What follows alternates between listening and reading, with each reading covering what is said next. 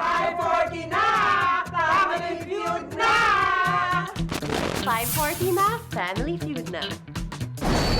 Pilipinas, it's time for Family Feud. Let's meet our teams. Ang Ramon Ubusan Folkloric Group. Ang Nocturnal Dance Company. Please welcome our host, ang ating kapuso, Ding Dong Dantes.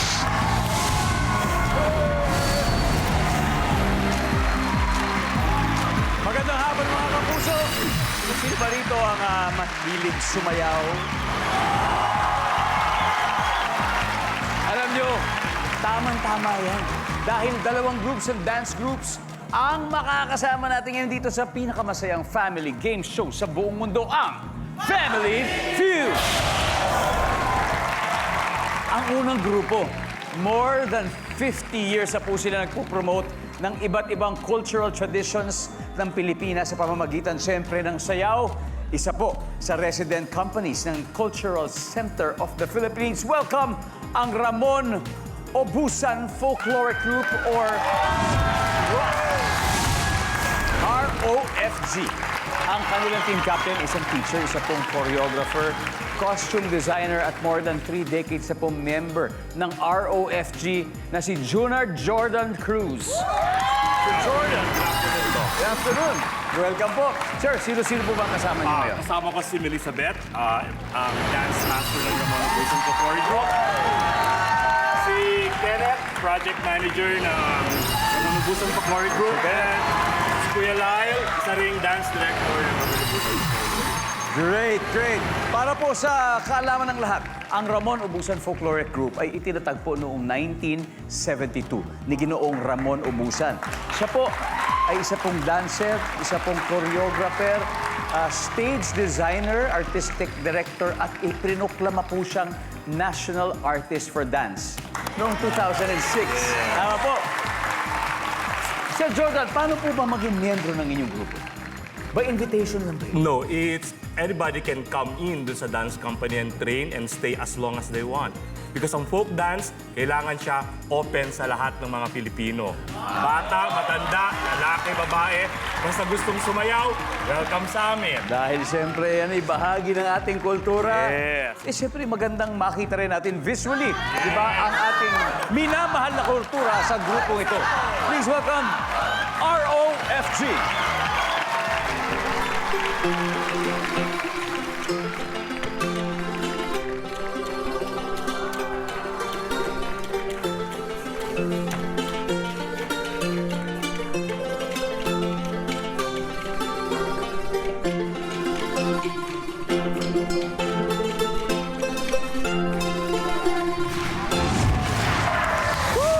Wow!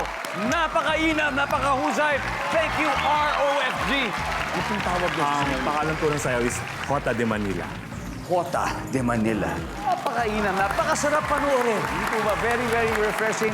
Ay, kitang-kita po talaga kung gaano kayaman ang ating kultura pagdating sa pagsasayaw. Kaya maraming salamat, ROFG, and good luck sa inyo mamaya. Ngayon, kilalanin naman natin ang mga kalaban nila. Sila din po ay isang multi-awarded champion dance crew from Quezon City. In fact, kaka-champion lang po nila sa 2025 UDO Asia Pacific Street Dance Championship sa Thailand. Welcome, the Nocturnal Dance Company.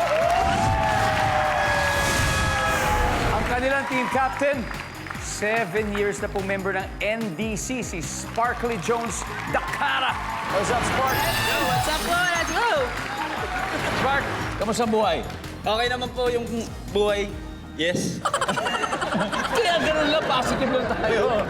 Yes lang, ma'am, yes. Spark, okay, sino mga kasama mong malulupit ngayon? Yun, pinapakilala ko po yung pinakaunang member ng Nocturnal Dance Company, si Kuya Ronald. And ang isa po naming member and teacher na si Clary Dance Pasqua. Betcho. Betcho. And ang isa sa pinakamatanda na sa Nocturnal, Coyote. Woo! Ilan ba kayo sa grupo? Usually umabot po kami ng 20, pero ngayon 15 po kami. 15, oh. Talagang sarap panoorin pag napakaraming, tas sabay-sabay yung kilos. Kakaiba talaga. Alam niyo, trademark po nila, yung unique dance style na tinatawag na Philep. Di ba? Ibig sabihin ng Philep ay... Filipino ethnic swag. Okay pakinggan, Filipino ethnic. Masarap pakinggan, pero mas masarap siguro panoorin. Yes! Ayan lang, Filipino ethnic Nocturnal Dance Company.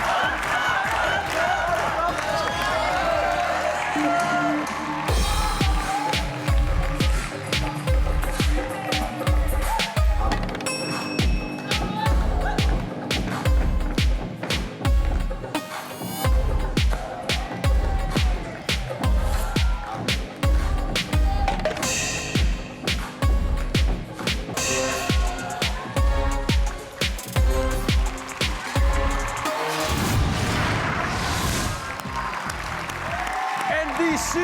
Wow! Lapet. Ano balang araw? Magpapaturo din ako. Wow, dalawa na pong grupo, pwede ko salihan.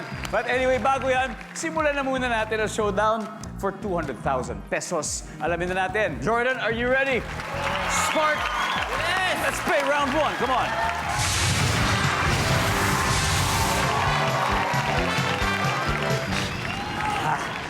Good luck. Narito ang unang tanong. Nag-survey kami ng 100 Pinoy and the top 6 answers are on the board. Bukod sa bahay, saang pang lugar okay lang maghubad ang lalaki? Jordan. Spa. Sa spa. Nandiyan ba ang spa? Spark. Bukod sa bahay, saang pang lugar okay lang maghubad ang lalaki? Spark. Sa swimming pool. Swimming pool. Nandiyan ba ang swimming pool? Spark, pass or play? Pass po, pass. Pass! Okay. Jordan, kayo maglalaro. Strategy yun para makapag-isip sila. Mel? Bukod sa bahay, saan pa lugar okay lang maghubad ang lalaki? Dressing room ng department store. Yeah, fitting room. Nandiyan ba ang fitting room? Jared, Kenneth, saan pa lugar pwede maghubad? O okay lang maghubad ang lalaki? Sa bukid. Sa bukid. Pwede. Habang masyado mainit. Survey says... Live. Bukod sa bahay, sa pa lugar okay lang maghubad ng lalaki? Sa kalye. Yung mga tambay. Naiinitan sila, di ba? Survey says... Wala na! ABC, usap na kayo. Sir Jordan, bukod sa bahay, saan pang lugar okay maghubad ang lalaki? Sa gym. Gym. Survey says... Mel, bukod sa bahay, saan pang lugar okay maghubad ang lalaki? Sa hotel. Sa bagay, matutulog na kasi. Papa, magpapalit ng damit. Survey says...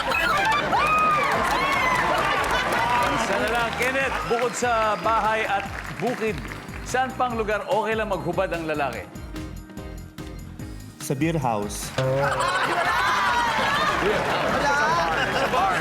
mga bar, parang nag-enjoy masyado. Enjoy party. Ganun. Nandiyan ba ang bar? Kuhang-kuha na ni Otep to. Bukod sa bahay, saan pang lugar okay lang maghubad ang lalaki, Otep? CR. CR ng ibang bahay. Comfort room ng ibang bahay. Bukod sa bahay, saan pa lugar okay lang maghubad ang lalaki, Denso? Sa kotse. Kotse, Ron, Sa CR, comfort room. CR, kotse, Spark. Bukod sa bahay, lugar kung saan okay lang maghubad ang lalaki. Sa CR. CR. Pero palagay ko kasama sa bahay yun eh. Yes. But we'll see. Public. Kasi may CR sa restaurant. May CR sa studio. May CR sa gasoline station. Yes. Nandiyan ba ang CR? Wala. Round 1 goes to Team ROFG. May 87 points sila. Pero hindi dapat sumuko ang Nocturnal Dance Company. Siyempre, dahil may 3 rounds pa po para makabawi. Uy, may isa na lang na hindi pa nasasagot sa board. Ibig sabihin, bibigyan natin ng pagkakataon ng ating studio audience manalo ng...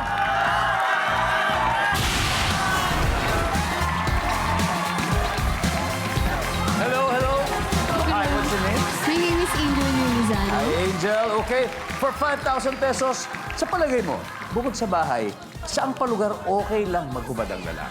Basketball court.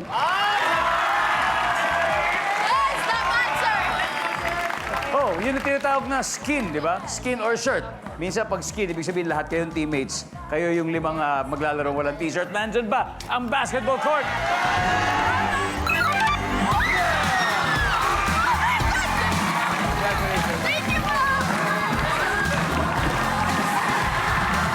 Alright. Kaya sa aming pagbabalik, mas titindi pa ang bakbakan sa round 2 dito lang sa Family Feud. Welcome back to Family Feud. Ang nakakascore pa lang ay ang ROFG with 87. Kaya oras na para bumawi ang Nocturnal Dance Company. Ang next na magtatapat, si Mel and si Ron. Let's play round 2.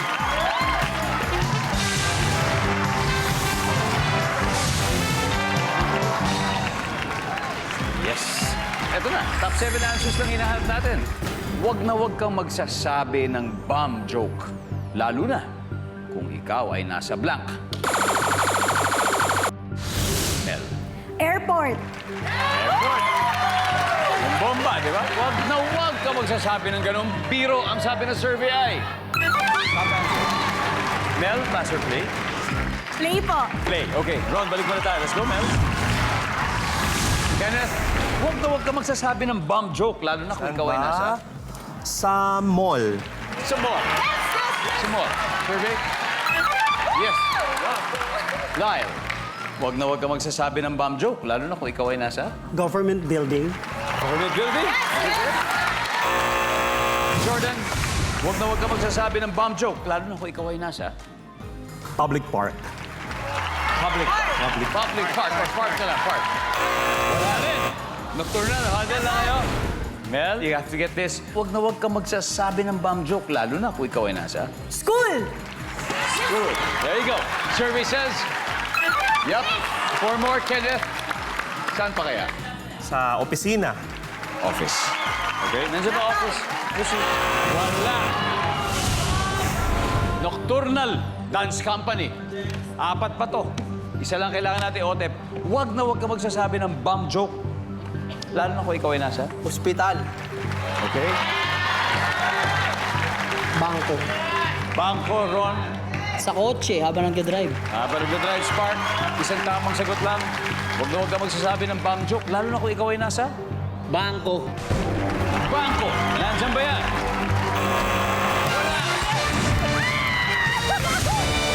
Dahil dyan, back-to-back wins ang Team ROFG. May 143 na sila, 143. Ang Nocturnal Dance Company, kalmado lang kasi may chance pa naman sila bumawi. Mamaya sa 2 pang round sa darating. Pero bago yan, may sagot pa ulit sa board na naman na hindi pa nahuhulaan. That means may chance ulit ang lucky studio audience natin na magkaroon ng...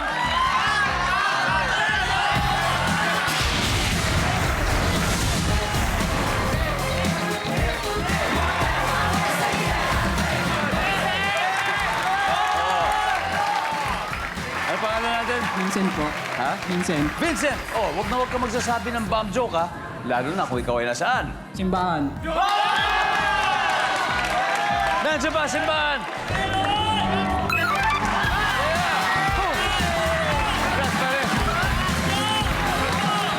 Okay, we got 3 more. Number 6.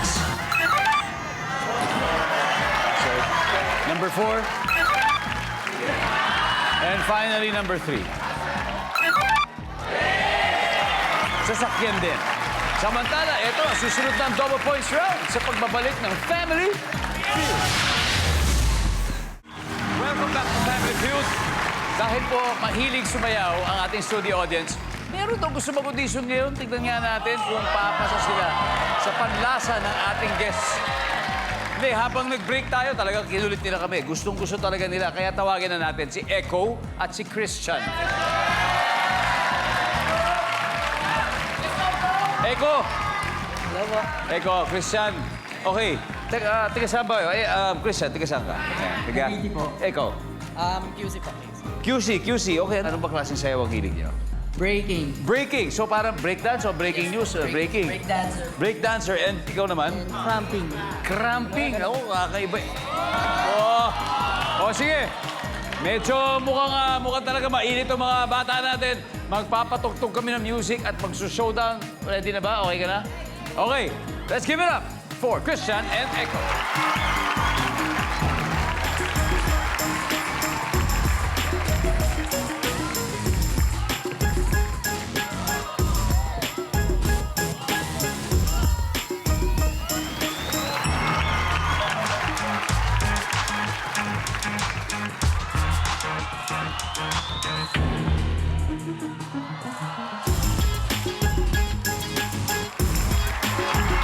Kuya Jordan, ano pasado? Pwede, kasi nilabas nila sa pamagitan ng mga galaw nila yung nararamdaman nila. Yun yung mahalaga sa pagsasayaw. Spark, pwede na ba? Pwede. Pwede na daw? Pwede na. Hindi, pero para sa akin, pwedeng pwede. Galing nyo, guys. Ang galing nyo. Alam nyo, paglaki ko, gusto ko katulad nyo. Gagayahin ko kayo. Anyway, balik po tayo sa game. So far, ang ROFG ko lang may 143 points. Habang ang Nocturnal Dance Company ay wala pang puntos. Kaya ito, susunod na maglalaban ay si Kenneth at Benzo. Let's play round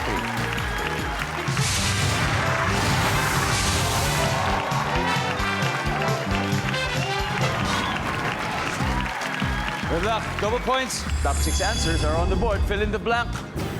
Minatamis na blank. Kenneth. Saging. Pinoy na Pinoy. Minatamis na saging. Saba. Kenneth, pass or play? Play. Play na naman. Let's go! Lyle, fill in the blank. Minatamis na Kamote. kamote or kasama. Yan. Kamote. Yan. Paborito ng staff ng Family Feud. Anyway, Jordan, fill in the blank. Minatamis na blank. Beans. Parang yung nilalagay sa halo-halo. Minatamis na beans. Ay, wala. Pero biglang natakam ako sa halo-halo. Grabe naman yun. Mel, minatamis na blank. Buko onyog. Buko onion, survey says. Kenneth, fill in the blank, minatamis na. Sibuyas. Minatamis na sibuyas. Caramelized. Ganun yan. Minatamis na sibuyas. Wala. Ano? May hilig ba kayo sa matamis? Kung oo, masasagot ito, Otep. Fill in the blank, minatamis na. Mani. Denso? Manok.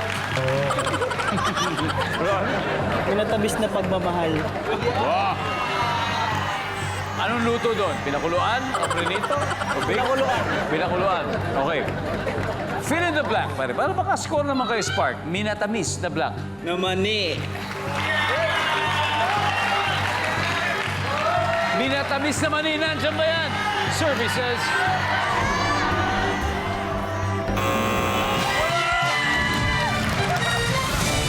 Wala na naman. O, parang peanut brittle, di ba? Yun yung sinasabi niya. Okay. Bakit kaya? Anyway, tignan muna natin ano yung mga hindi pa nakukuha. Number 6, please. Mais. Beans kasi yung kanina eh. Number 5. Number 4. And finally, number 3. Minatamis na mangga. Matamis na yung mangga eh. Baka yung mga dried mango siguro yung gusto sabihin.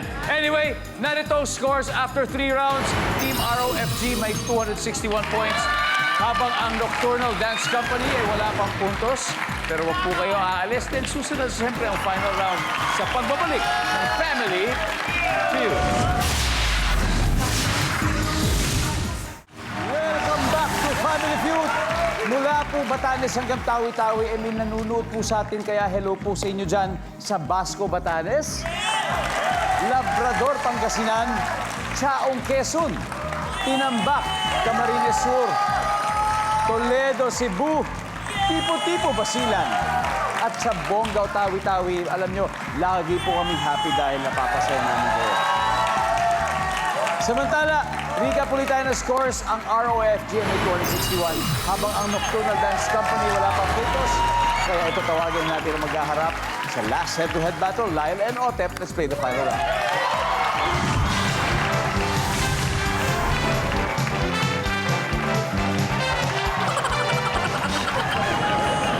luck. Triple points round na. Nawala ang cellphone mo. Ano ang una mong gagawin? Ote, tatawagan. Tatawagan para pag mag-ring, alam mo kung nasaan. Para gawin mo yun, paano mo tatawagan? Sa anong gagamitin mo? Makikitawag. Makikitawag. Tatawagan. Services. Yan. Pero may isa pa. Mas mataas dito. Lyle, nawala cellphone mo. Ano una mong gagawin? Hahanapin. Oo nga. Tama, nawawala. Kasi andun na po. Dahil dyan, Ote, pass or play? Play! Balik po muna tayo. Balik pa. Kaya pa to. Kaya pa to. Ako, eto na. No, guys. Oh, Mark. Nangyari na ba sa'yo na wala cellphone mo? Opo, palagi. Una mo ginawa nung nawala cellphone mo? Nire-report ko po yung yung number sa police, pwede yun. O i-report. Services? Wala. Again, pare, nawala cellphone mo ha. Ito, anong una mong gagawin? Magtatanong sa kasama. Magtatanong sa kasama kung nakita mo ba. Nandiyan ba yan? Wala rin. Agad. Denso, sige, think again, think. O nawala cellphone mo, anong una mong gagawin, Denso? Titingnan ko kung may CCTV yung area. Hanapin mo sa CCTV. Ganun din ba? CCTV. Ganun na rin yun. Ganun na rin yun. Dapat pala Ano kaya? Una mong gagawin pag nawala cellphone? Malulungkot. Malulungkot, Kenneth. Iiyak. Iiyak. Mel. Babalikan ng mga, dinaanan. Babalik ka ng dinaanan. Isa na lang, Jordan. Nawala ang cellphone mo, ano una mong gagawin? Kapag nawala yung cellphone ko, iiyak ako. Iiyak na lang. Lalo na kung mahal na mahal mo yung cellphone, nandun lahat ng mga contacts, password, lahat. Nandyan ba ang iiyak?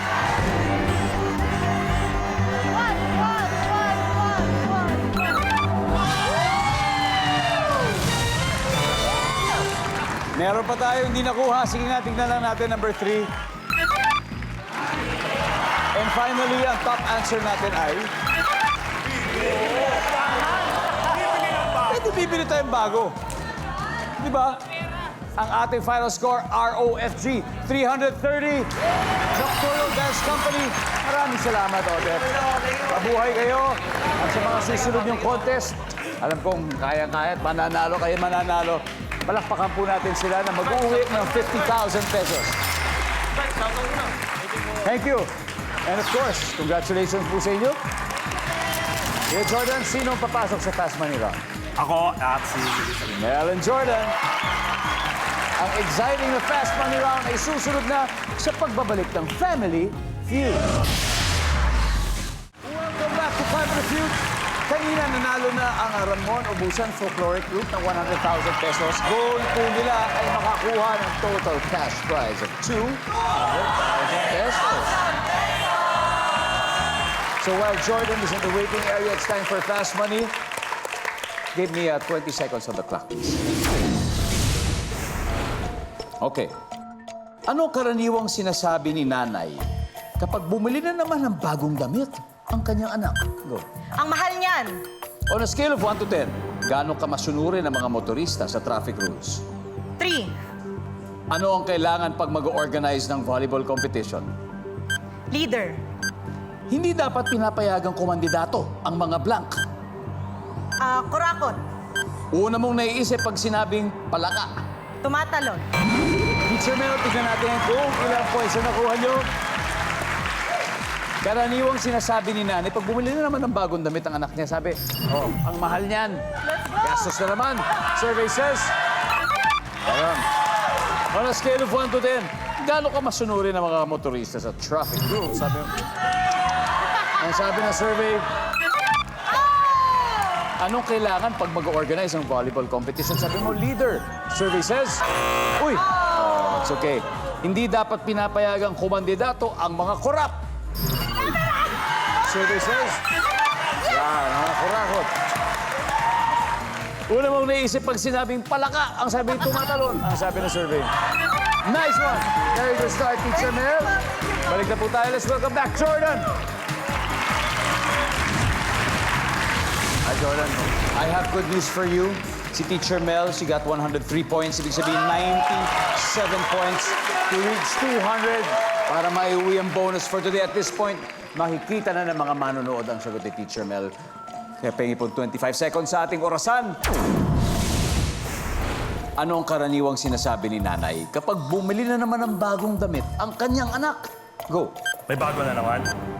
On a scale of 1 to 10, gaano ka masunurin ng mga motorista sa traffic rules?